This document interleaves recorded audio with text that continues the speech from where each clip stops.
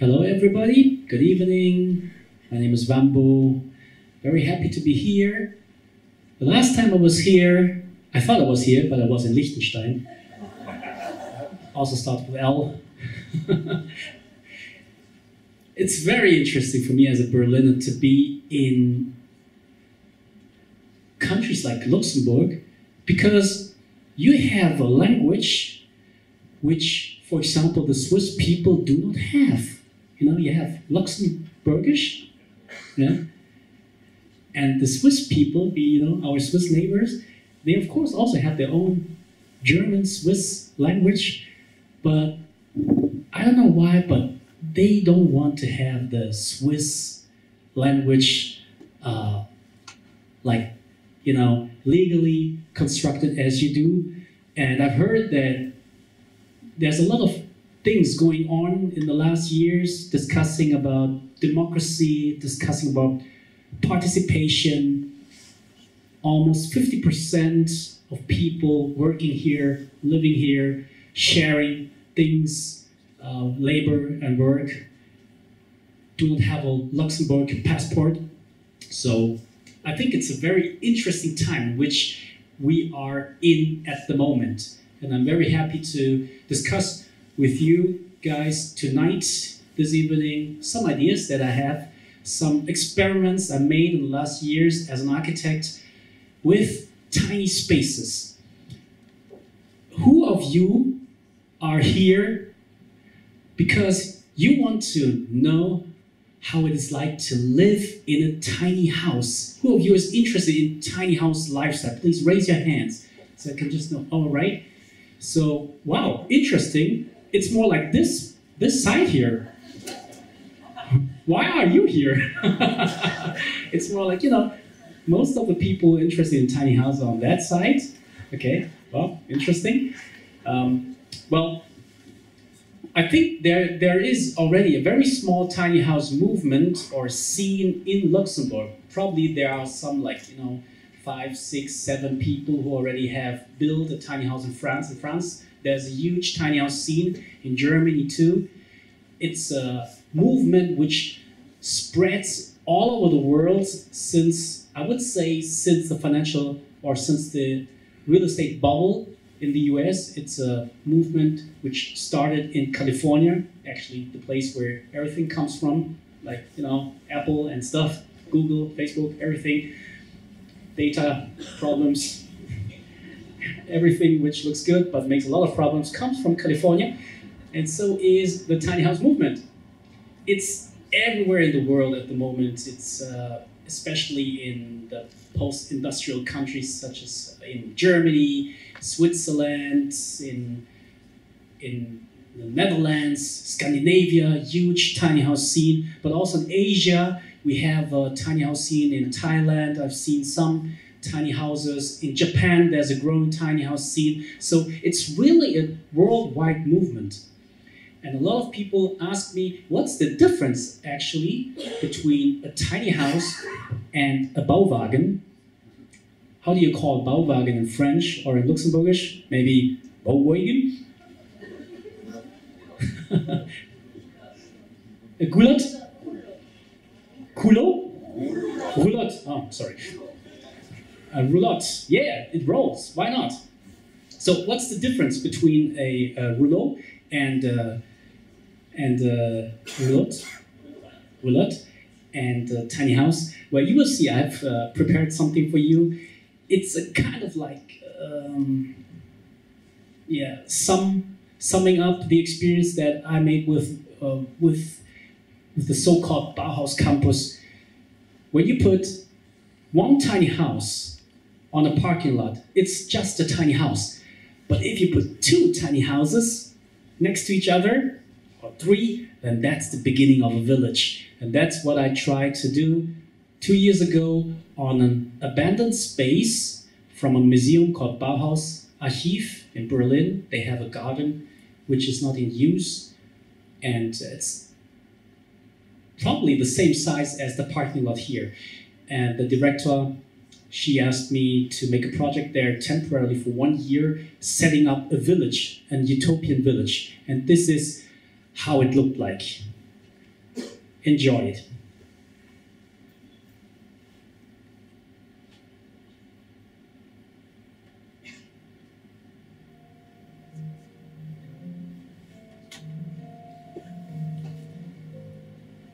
Wie viel Quadratmeter braucht ein Zuhause?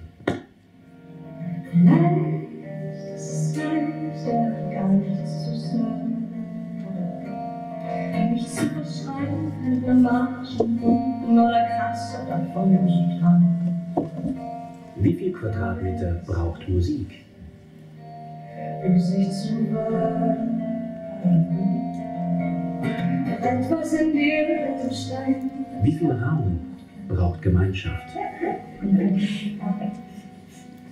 Ich gebe zu. Im Sommer 2017 ist im Bauhaus Campus Berlin eine außergewöhnliche Schule entstanden. Eine Schule, die gerade mal 10 Quadratmeter groß ist. Eine Schule, die keine Schule ist, sondern ein Raum für Möglichkeiten.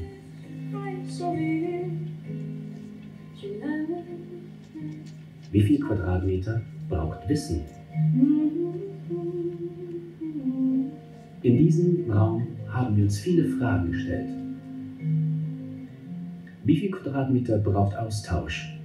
Schüchtern und scheu, das Glück von neu, und trifft auf den skeptischen Zyniker durch den beide Beine und sagt: Wie viel Raum braucht Anerkennung? Ja, vielleicht war es die falsche Haustür in den Säulen. Nur mir erzählen, es ist gut, dass sie ihn gab. In der Tiny House Design School wurden viele Geschichten erzählt. Sein Anfang nahm, ja, ich geb zu, dass ich dich mag. Es wächst und geteilt und es dreht sich im Kreis, so wie ich. Schon lange.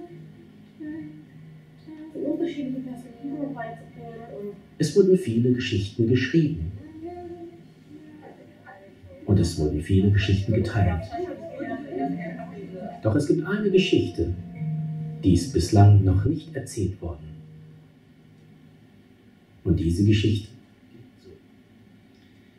The whole movie is like 11 minutes. If you want, you can watch that movie at home. I will leave the pictures in the back while I give some explanation to what happened there at the Bauhaus Campus. It was a very interesting experiment. We had this whole area, we called it a campus, and I invited people from all over Germany and Europe to be part of it.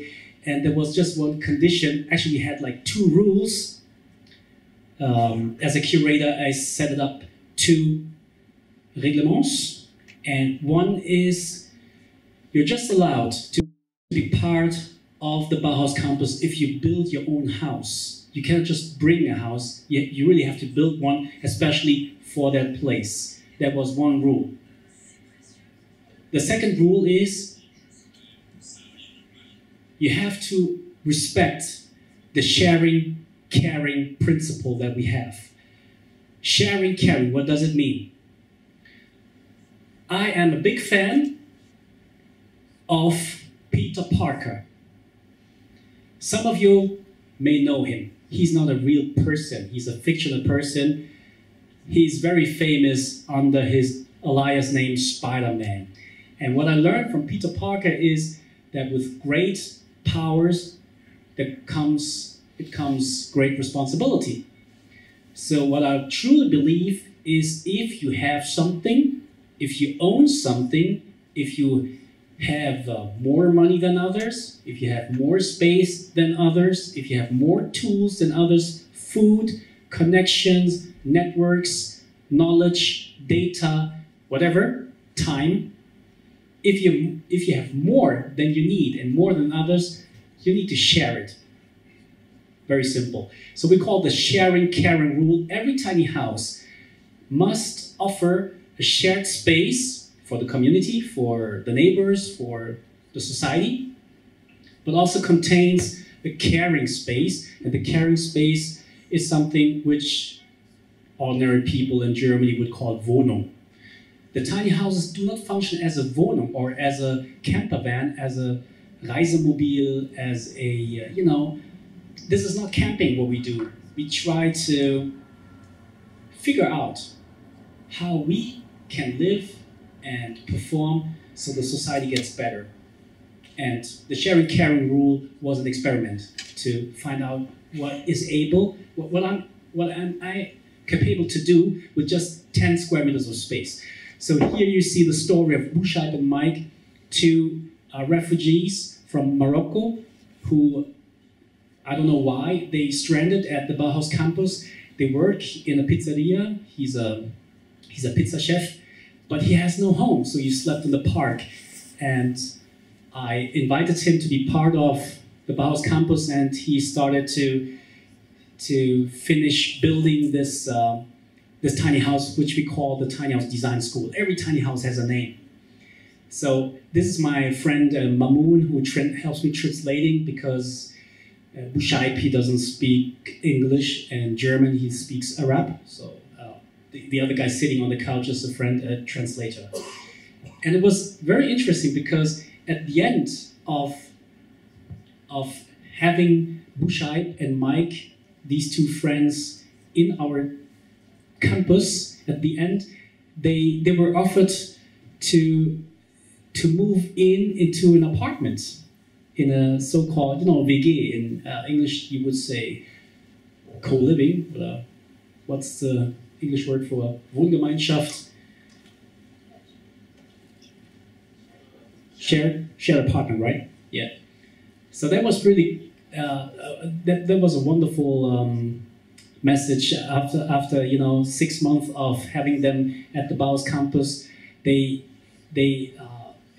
with the help of the campus, they invited a lot of people. We invited a lot of people. They met a lot of people. They made a lot of friends. So the network grew and grew. And with the network, the possibilities to get a free space in a shared apartment was done. So that was already very successful for me, and I was very happy.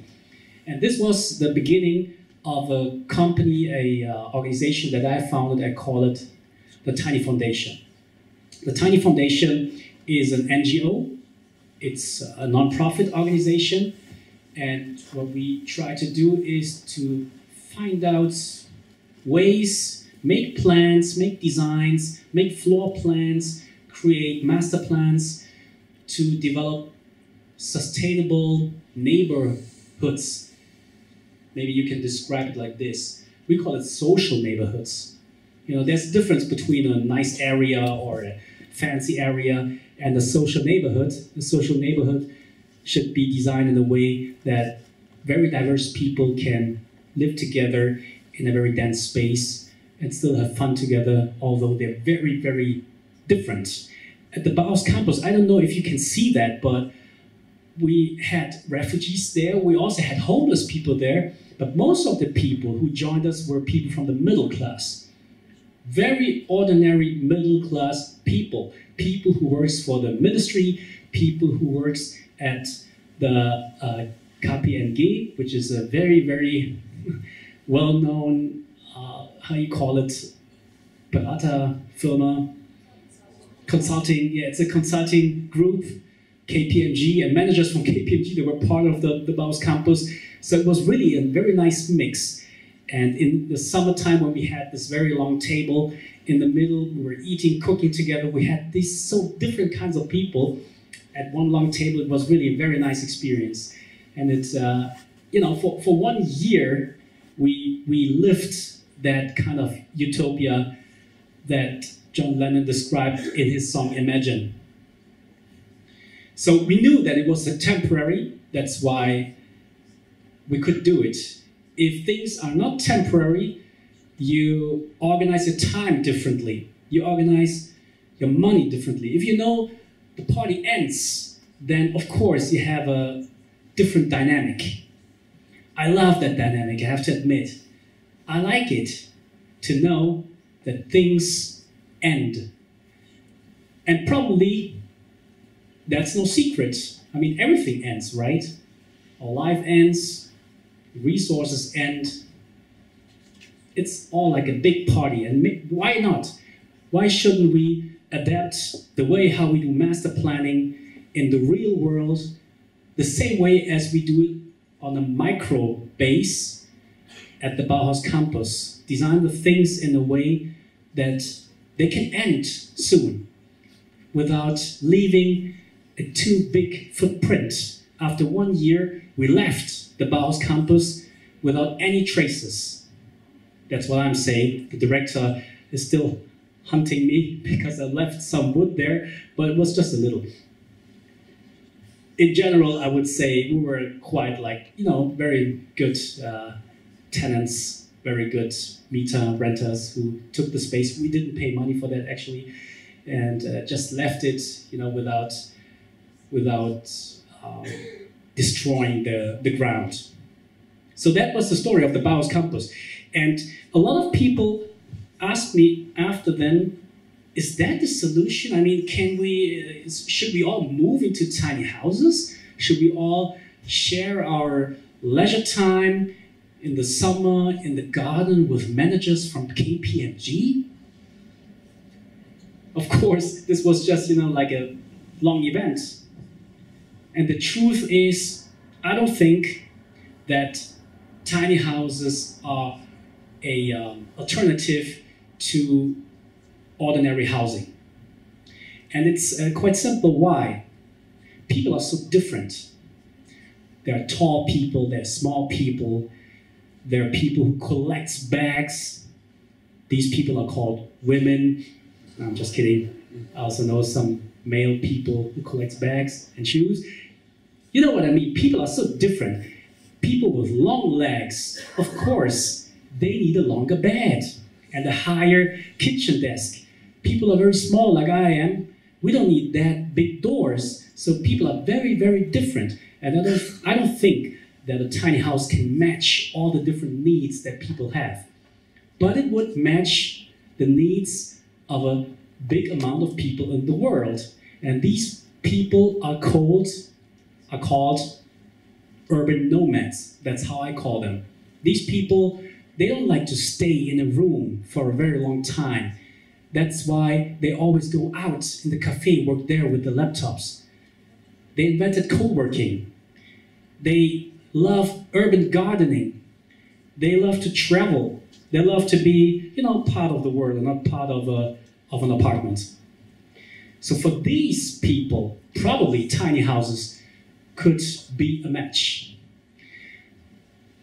I was developing with different kinds of people, with professionals, but also with amateurs, a vision. I called it the Circular City and tried to bring all the things that I've learned from Bauhaus Campus and other tiny house village experiments into one big idea. And this is what I would like to share with you tonight. It's called the Circular City.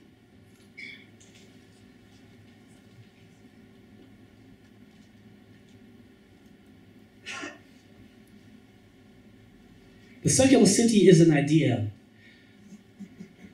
It's maybe a utopian idea, but actually it's quite feasible.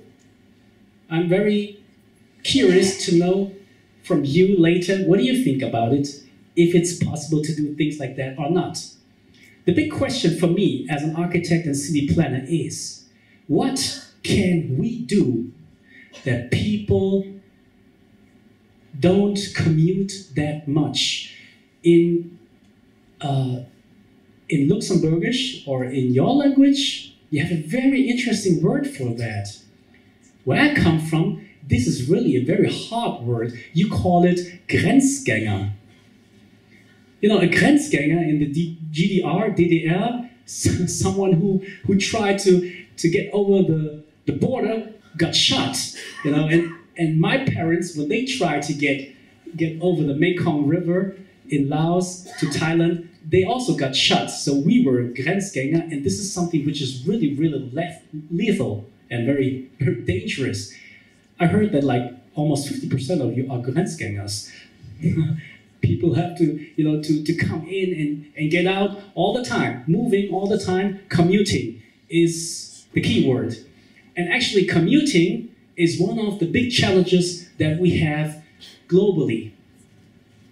We have this phenomenon since 20, 30 years that people from the rural areas, from the countryside, they move to the cities, and mega cities are developing at the moment.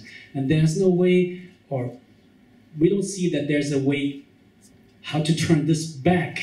Of course, this is not a solution that everyone just wants to be in Manhattan or in Berlin or in London or in Luxembourg. This cannot be the solution for the world that 7 billion people always hang out at Starbucks, Hamburg.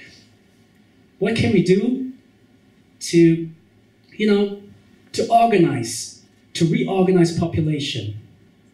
And commuting is one way, or is one possibility for a lot of people to still have the advantages of the center of the city, but sleep and house around or somewhere else, not in the city. The circular city is a trial to extinct commuting. We try to kill commuting, or the reasons why people commute, the reason why people are dreaming of having a house somewhere in the green, on the green side or at the lake. So this master plan consists of one simple idea. In Germany, I don't know how it is like in Luxembourg, but in Germany we have the Flächennutzungsplan, the areal planning, which describes that this area here is housing, this area here is industrial, this area here are museums, this area here are gardens, this area here are senior residencies, and here are the graveyards, which is actually very close to the residencies, senior residencies. And it's not allowed to mix it. And I'm asking myself, well, why shouldn't we put the graveyards on top, I don't know, of the Altenheim, of the senior residencies, or have the industrial parts under the Kitas or whatever? Why don't we mix it? Why always we put all the things side by side? Because if we put housing away from other functions like working and labor, we always produce commuting, right? If you cannot work, if you cannot study, if you cannot live, like in the sense of living where you sleep, then you have to commute. You always have to go from A to B. In the morning, between 6 and 9, 7 billion people moving from A to B. And then between 4 and 6, 7 billion people move again back from B to A. So I don't think that this is a solution. The circular city deals with one simple idea. We try to think vertically, and we start with blocks. So imagine one block, like from here, till here, and Wohnblock, a residential block, would be organized in a way that the floor, the first floor, this one here, is reserved for functions and companies who do not need a window.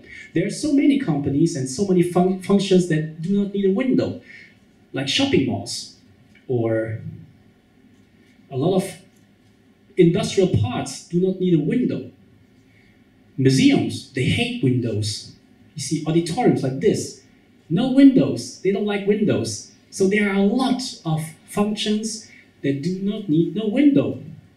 And they can have the first floor. But it should be huge. You see, there's a lot of space. Supermarkets can go in, bowling centers, and whatever. Here is a little workshop or a big workshop for firemen, fire cars. So everything which produces noise and emissions and doesn't need a window goes there. And then on top of these functions, we make a green roof. It's as simple as that. That's the idea of the circular city, having parks everywhere on the roof of shopping malls. And around here, you see there are buildings that tries to make an urban framing to avoid that people commute that much. It should be possible to sleep here and to get my car repaired here or my bike and go to the theater here for a poetry slam, getting some beer here and having here my coffee and my burger or whatever, my falafel, everything in one block. And the idea is if you can connect, if you have these blocks everywhere, like let's imagine you have the circular block here, and here on that side there's another circular block, and here's another circular block on that side around.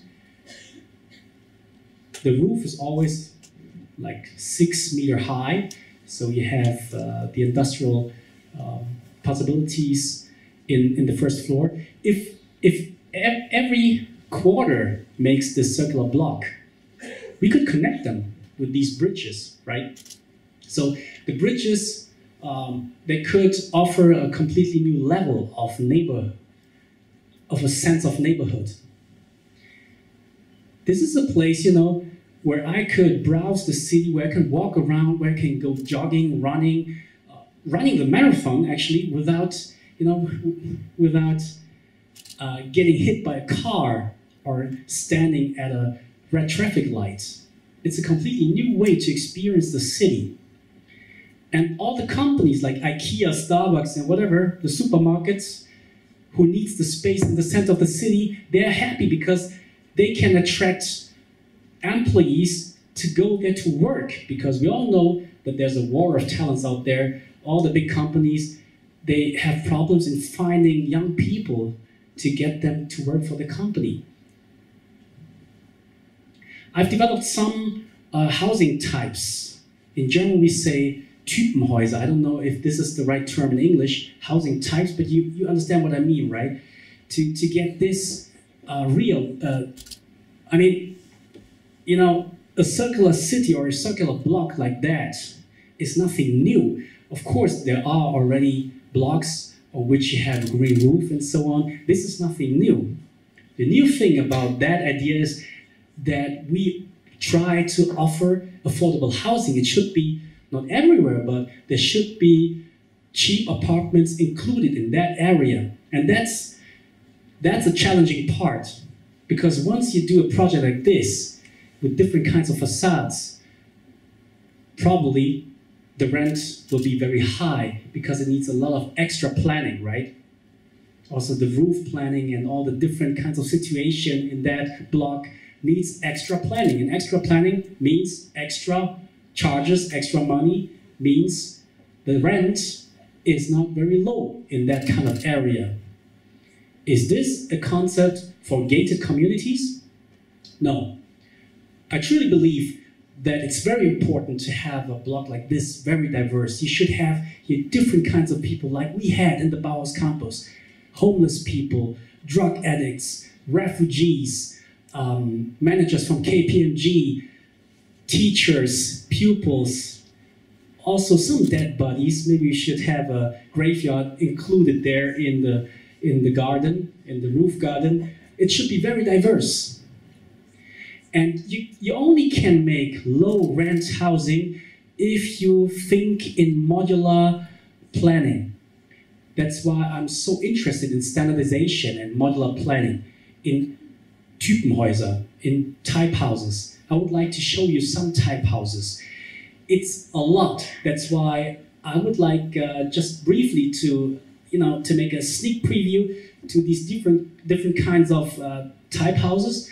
And if you want to know more, then I can explain to you more what the idea behind is. Just a very quick tour. We have the Wonder Homes. It's affordable housing for 2 people, the smallest 2-room apartment. We have the Spec House, which is a kind of like glamping in a new way. We have tiny houses. You already have seen the tiny house, how they work on a trailer. Very flexible, but a little bit adventurous. Then we have the Kobi House, which is also a type house with very high ceilings, 3.60 meters, where you sleep on top of the bathroom area. And here you could provide very cheap housing. I called it, the smallest apartment, I called it the €100 apartment. That's part of the Kobi House project. And there's also the Sidewalk Houses, which is somewhere between the tiny houses on wheels and ordinary housing, because you can stack them. It's stackable housing, very temporary, like containers, but in beautiful. So just to have a short, just to get a feeling what you're interested in, can you just give me a little, raising of hands, which type of housing you're mostly interested in? I will go through again, right? It's I start here with the Kobi House, Wonder Home, Spec House, Tiny House, and Sidewalk Houses. And once I put my finger on that typing house, you just raise your hands, okay? So I know a little bit more, have a feeling what you're interested in. Are you okay with that? Yeah, all right. So who's interested to get more information about the Kobi House? The Kobi House is not a tiny house, but it's inspired by tiny houses. It's a typing house with 3.60 meters high ceilings. So raise your hands. All right. This is like, 1, 2, 3, 4, 5, 6, 7. Okay, like 26 people. All right. Kobi House. Who's interested in the Wonder Homes? The Wonder Homes is kind of like the Kobi House, but with lower ceilings, 2.50 meters, like ordinary ceiling. And it also provides community space, which is part of the Kobi House, but in a different manner, the Wonder Homes. Who's interested in the Wonder Homes? Raise your hands, please. Okay, it's a little bit less. 1, 2, 3, 4, 5, 6, 7, 8, 9. Just 9, 10 people, okay, Wonder Homes. The Spec House is very, very experimental. Yeah, it's stack means Stapel. Don't misunderstand me. It's not steakhouse. It's Spec House. But of course, you can also do a steakhouse in the Spec House if you want. And if you're not vegan, but there are also vegan steaks out there, I heard. So Spec House is a very experimental housing form in which you can add camping and tenting, tiny houses and whatever. Who's interested in Spec House? So it's a little bit more. 1, 2, 3, 4, 5, 6, 7, 8, 9, 10. Yeah, like 16 people. And tiny houses, well, yeah. I mean, I've already showed some tiny houses. Maybe we should not stay too long at this topic. Is okay for you? I just jump to the next part. Sidewalk houses is a concept with which you can create affordable housing very fast. In like 1 week or 2 weeks, you just bring a crane and a transporter, and they put containers made of wood in the street. It has the same size as, like, street size. That's why it's called sidewalk houses, and you can stack them like four times. Yeah, 4 mal. Sidewalk houses. Who's interested in getting to know more about sidewalk houses? Okay, 1, 2, 3, 4, 5, 6, 7, 8, 9, 10. Whoa, a lot. It was like almost 20 people.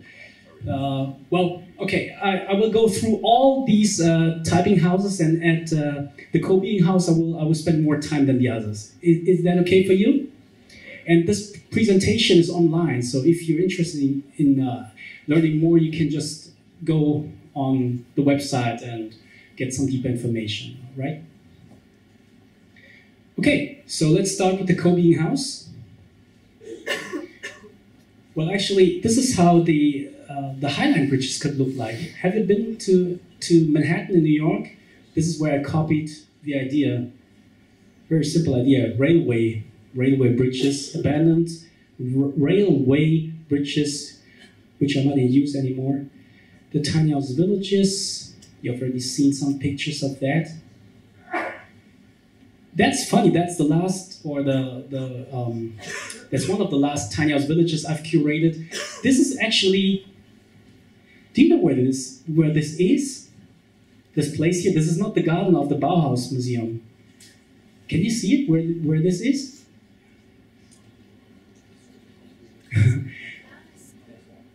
Well, it looks like the Brandenburg Gate, but this is a tiny house. We just shrink the Brandenburg Gate. I love shrinking things.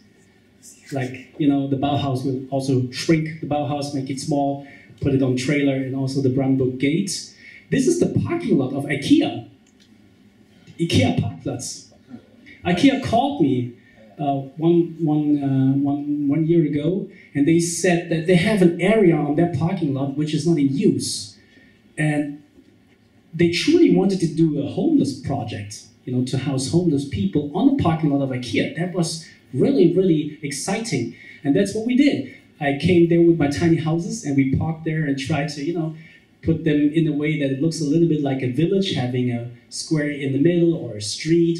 And we also made this artwork. This was done by a homeless artist. Thomas Pollhammer is his name. He made this. Quadriga is the name of that sculpture. And we've put carpets on the parking lot. See, this is just a very ordinary carpet, you know, and a teppich. And made some food and just, yeah, sat there with cushions. And it was immediately very cozy, actually. So we made these sit-ins on parking areas. And it was interesting because, you know, I figured out that it's just a question of definition. Is a gray area a dead place, or can it also be a place where people can come together to share ideas, you know, to eat together? This is a question of definition. And we wanted to define the parking area of IKEA in a new way. These things, of course, you can do it here. I mean, everything which we did on parking lots is nothing new. If you look at all these, you know, events, the Christmas market and so on, all these happenings are very similar to the things that we do. They come with, you know, little structures on wood, made of wood on a trailer to the side, to the square, and then they open up their house and then they sell sausages and so on. It's quite similar, you know, speaking of size and proportions, to what we did. But, you know, we always have the sharing-caring rule. I don't know if the Christmas market has the sharing-caring rule. I've never met someone who said, well, at daytime I sell sausages and in the evening I'm sleeping here. This is what we do.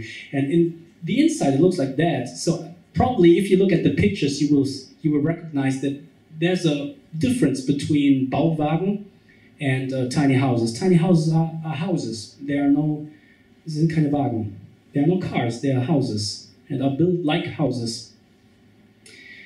The sidewalk houses, they were born because I heard that in Berlin, some streets were, how you call it, they changed the tempo zone to tempo 30 in Berlin a lot, and they take big streets and kill one side, so the cars have to move on the other side, and one side gets free now to do whatever. And this is my proposal, what we can do with a leftover of a street if you turn an ordinary street into a tempo 30 zone. So the Sidewalk House was born when I heard that news in Berlin, and I read that also in Hamburg and in other cities, they have similar movements because of the Green Party. They have these ideas. And they want to have, you know, parts of the street reserved for cyclers. So all these ideas can be combined with the sidewalk houses, and it's all temporary. That means we go there, we bring some sidewalk houses, stack them, provide housing, try to create social neighborhoods, and after 1 year, 2 or 3 or 4 or 5, everything can be moved away without leaving a trace. Sidewalk houses. And they can look like this if you look at the floor plan. I mean, they don't have to look ugly like all these office containers. I mean, everywhere office containers. Once you start a construction site, you have to put office containers there. The size is actually the same, and the system is also the same, but the material is different. I would like to make them with wood, not with steel. And why not making the facades in a way that you can, you can feel a kind of identity there? Why do all these office containers look so ugly? Like, like shoe boxes. You can tell stories with the facade. I don't know why people stop doing this. This is what is so crucial and so important if you design a tiny houses, that the facade, everything tells a story because everything is so little, And if you don't design it in a very nice way and don't tell stories like shrinking the Brandenburg Gate or shrinking the Bauhaus, if you don't have this twinkle in the eye and have no charm, no soul in your tiny house, it will always feel like a box. That's why I think it's so important to run an extra mile and to design the facades in a very nice way. Here's actually the Seagram building from Mies van der Rohe. Have you recognized this one here?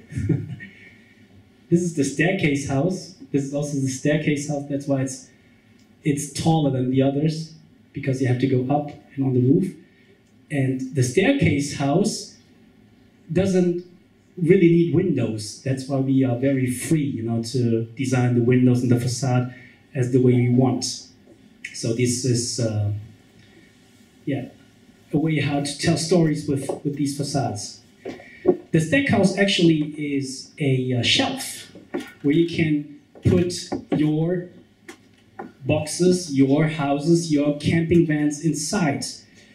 Maybe like this, with a crane. Do it yourself. And it could look like this, having different floors.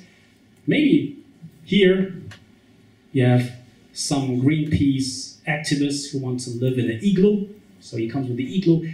Here's an institute and the PS1 from New York. They want to do something fancy, so they fill up their space with some fancy architecture. Here's a tiny houser coming with a tiny house. Here's Bauhaus Museum, a gallery, Fraunhofer Institute, Goethe Institute, and on top, why not? A synagogue, a church, a mosque, and a pagoda, a temple, experimenting with space. And the idea is not to rent out square meters, but to rent out space, volume. 5 meters times 10. Do it yourself. And in London, there's already very similar projects made by Hawkins Brown architects who have created a shelf made of metal structures, and they've put so-called wiki houses inside. It's an open source project. Wiki houses look like this, and I really like the way how the facade looks like. Like stacking houses on each other. The Kobi House, the next generation of co-living, is a project that I've started 2 years ago with seniors, with people who are very old, and they told me that they want to live in the center of the city. They want to live close to young people, but they really need an old bathroom and an old kitchen. Because they're too old for the stuff, plenum, meeting every Monday to discuss who cleans up the bathroom and the hairs from the toilet and so on. They really need their own bathroom and their own kitchen. It can be a small kitchen, but they need their own, their own space. But there are a lot of people, old people, who don't have that money. A lot of money, so we came up with the idea: how would it affect the economy and the world if there was an apartment which just cost €100 a month? In Luxembourg, probably it would be like 200 or 300, but still, it's very cheap, right? €300 a month. I think everyone can afford it. I asked the homeless people I work with, and they say, with begging, with Bedlam, they make like €400 a month in Berlin. So even the poorest of the poorest can afford this kind of housing, the €100 apartment. And it works like this. Here in the center, community space, and here, individual space. So I'm gonna show you how it looks like from the inside. The outside is, well, you have to respect, of course, the grid. There's a grid because of the windows and the bathroom. The bathroom is always at the facade. But there are a lot of possibilities how to design the facade. I call it Vienna facade to Toulouse, or like mural art from Sao Paulo. And why not? Reactivate these old shapes that we used to, like round triumph, porticus, and so on. So the basic idea is more we, less me. That means in the center you have the community space. It's marked in yellow, and around it you have very small apartments, so small that you probably would just pay €100 or a little bit more than that. And the idea is that you can combine different small apartments, like the €100 apartment. Here you can combine it with that one, so you have a bigger one. So no one is forced to live that small. Or that one you can combine with that one, and so on. And afterwards you can also, open these walls to make your apartment grow or shrink, just the way how you need it. Because in the beginning, maybe as a student, you don't need that much space, but once you fall in love, you probably need an extra room. And if you want a family and have kids, then you probably will need another room. And once the kids are old and go out, then you can shrink again. So this is the way how apartments can adapt to your lifestyle. The basic idea is more we and less me. And the room in the middle is called the Kobi space. It could look like this. And in Germany, this is not so easy to design or to build, because we have a law in Germany that forbids, how you call it, it's not possible to create a room in the center of the floor, because it doesn't have a connection to the outside.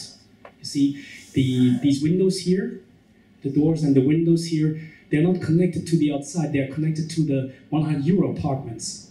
So this is something which is actually very radical and not existent in Germany as an architectural code. It doesn't exist. I'm pretty sure that it works out, because the flats, the little apartments, are just 2 meters, wide, so the sunlight would not be a problem. The space in the center is a little bit like a market space, and in your individual space, the €100 apartment could look like this. We made the €100 apartment as a prototype. We've set it on a trailer, because it's just 2 meters times almost 4 meters in the width.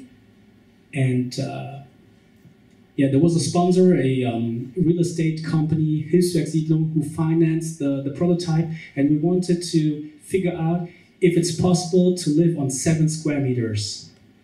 We did tests like 2 years. For 2 years with different groups, with a lot of journalists, but a lot of students, senior people, old people, young people, families. And we now have a good impression of what is possible and what is not possible. Of course, this space is too small for 2 people. It's made for 1 person. And here you see a picture of the bathroom, actually. And on top of the bathroom, there's the sleeping loft area. Because of the 360 meters high ceiling, it's possible to put a loft area on top of the bathroom. This here is a mirror. It's not a window, it's a mirror. And we do a lot of tricking with mirrors in the €100 apartment. Otherwise, you will feel very claustrophobic. So I'm so curious to know more about what your opinion is. I'm talking all the time now, and if you have questions, actually, you can just you can ask after the talk. There's more space for asking. But if you have now, a question that you want to set, you feel free to bring in your question. The last typing house that I would like to introduce you is the Wonder Home, and to understand the Wonder Home, we have to go back to let's say the inventor of modular housing, or the inventor of social housing, the inventor of type housing. His name is Le Corbusier, and maybe you remember the unité d'habitation. Some people also call it the Wohnmaschine, the housing machine. And back then, 100 years ago, when he invented this typing house, it was really modern, it was so new. And the idea is to make a facade which is industrially produced serially, was very new. It was very radical. Today, we know that this doesn't work out. In the first floor, you always need occasions and space for the community. It can also be a cafe or a restaurant, but you cannot just leave it like that. If you just leave it open, all the drug dealers and the rapists, they will hang out there. It needs social control in the first floor, a place where kids can walk and you just can hang out, old people can just have a little chat. That's the first floor. I mean, where should they go? So we know now that in the first floor you always need something to offer the community. This is what I call sharing caring, right? So this building also has a sharing floor, which is the first floor. And we also know that the facade is a problem from today's point of view. If you want to locate yourself and feel identity in your neighborhood, you probably will do it with a facade. You will say, well, the red house is where I live. You see the little window with the cross? This is my living room. Do you see there where this round thing is? This is my kitchen window. So this is kind of like identity that everyone needs. But if you have always the same facade, you will always feel like you're exchangeable. And there's no special identity. Wherever you live, it's almost the same. So Jan Gehl, one of my heroes, he said that every 50 meters, the facade should change and vary. And I would go further and say every 10 meters, every 10 to 15 meters, the facade should change in a way. And I think that's the scale of human being, like kids, very small kids who just learn to walk. If they walk like 10 meters and see, the facade is changing, then they have a feeling for the environment and for the identity of the neighborhood. Also old people who cannot walk that far, if they have a little pause every 20 meters, then they will see, okay, now I'm at the red house, okay, need to go a little bit more further to the greenhouse to get my croissant. That's I think how city planning on a human scale works. And the Wonder Home is a floor plan that tries to make that kind of housing affordable. This is nothing new to have facades like this. I mean, Amsterdam is full of it, and Nijhaven and Copenhagen looks like that. But the difference is this one is affordable. And it's just affordable because of a prefabricated planning. This would take too much time and too much depth to explain how the floor plan works, but just to give you an idea what the special thing is about that floor plan. I'm very proud that we could make it. Of course, there's a grid laying behind that floor plan, and the idea is that, just imagine here is the street. The street is noisy and loud, and here on the other side is the roof garden, which is not so loud, which is more quiet. The idea is, what can we do to design a city in which noisy stuff can happen, like the street? If there are tourists here or a restaurant here and it's noisy, what can we do that they still, can stay there in that area without getting pushed away. In Germany, after 10 p.m., if you stand in a restaurant smoking, they immediately call the police. After 10 p.m., you cannot do anything in the streets. They call the police, and then you have to stop smoking, stop talking in the streets. Nothing possible. So culture dies in these kind of neighborhoods because of that rule. So the idea is how can we manage, that noisy and quiet functions can come together. And the idea is that you can see it here in that floor plan. The red part is the community space. Imagine the yellow part in the Kobi House, right, which is the community space. The community space is noisy, so it doesn't matter if it's not that quiet. The community space lies always to the street. And the green area is the place where it's quiet, where you can actually have a nap and sleep. So it shows to the other side. And I try to, with that grid, to bring all these different kinds of variation of housing inside, like having a two-room apartment integrated, two-room apartment combined with a three-room apartment, or in this case, a two-room apartment with a four-room apartment. This is a 1.5-room apartment with a 5-room apartment. So that was really tricky, to bring all these different kinds of scenarios into one grid. But I think it worked out, and I never built this in the real life, but I would love to do that. So if you have any, if there are any real estate companies here, or if you have ground, if you have the Erben, if you inherit some space, call me, and I would like to, to make that test with you. And also from the outside, the facade is very important. The facade tells stories, and also these stories can be made in a prefabricated way. So that's actually the ideas that I brought with me to discuss with you the circular city at the Kobi House, and please feel free to get in discussion and to ask me what you want to do, and I'm very curious also to hear your opinion. Thank you for listening.